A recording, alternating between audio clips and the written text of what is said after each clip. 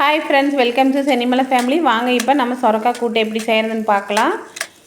சொரக்காயை குட்டி குட்டியாக கட் பண்ணி எடுத்து வச்சுக்கலாம். இப்போ ஒரு குக்கரில் பாசிப்பருப்பு குக்கரில் போட்டுக்கிட்டு காய், வெள்ளைப்பூண்டு, பச்சை மிளகாய் காரத்துக்கு தகுந்த மாதிரி போட்டுக்கலாம். போட்டுட்டு வேக வச்சு எடுத்து வச்சுக்கணும். ஒரு விசில் விட்டாலே போதும், நல்லா மசிஞ்சு வெந்துக்கும். அதுக்குள்ளே தேங்காய் துருவலும் சீரகத்தையும் நல்லா கொரன்னு அரைச்சிட்டு வந்துக்கலாம்.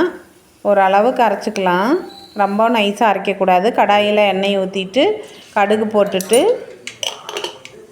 கடுகு வெடிக்கட்டும். கடுகு வெடித்ததுக்கப்புறமா கடுகு வெடிச்சிட்டு இப்போ கொஞ்சம் வெங்காயம் போட்டுக்கலாம். வெங்காயம் போட்டுட்டு கொஞ்சம் வரமிளகாயும் போட்டுக்கலாம், கருவேப்பிலை போட்டுக்கலாம். எல்லாம் போட்டு வதக்கி விட்டுக்கணும். வதக்கி விட்டதுக்கப்புறம் நம்ம அரைச்சிட்டு வந்த தேங்காயும் சீரகத்தையும் அரைச்சிருக்கோம், அதை போட்டுக்கலாம். போட்டுட்டு கொஞ்சம் வதக்கி விட்டுக்கணும். அதுக்கப்புறம் நம்ம வேக வச்சு எடுத்து வச்சுருக்கிறத கொஞ்சம் மசிச்சுக்கணும். பருப்பை மசிச்சுட்டு அதை எடுத்து ஊற்றிக்கலாம். இது வணங்கினதும் தேங்காய் வணங்கினதும் இதில் ஊற்றிக்கணும்.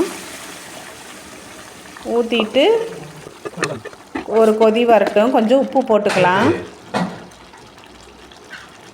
உப்பு போட்டுட்டு நல்லா கலக்கி விட்டுக்கணும்.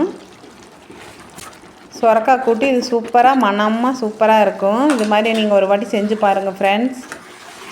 சொரக்காய் கூட்டு ரெடி ஆயிடுச்சு. இப்போ எடுத்து சர்வ் பண்ணிக்கலாம். நல்லாயிருக்கும். சாதத்துக்கு சுடு சாதத்துக்கு போட்டு சாப்பிட்டா நல்லாயிருக்கும்.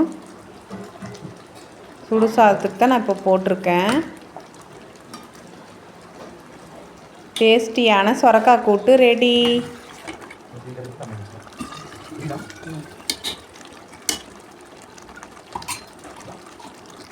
தேங்க்ஸ் ஃபார் வாட்சிங்.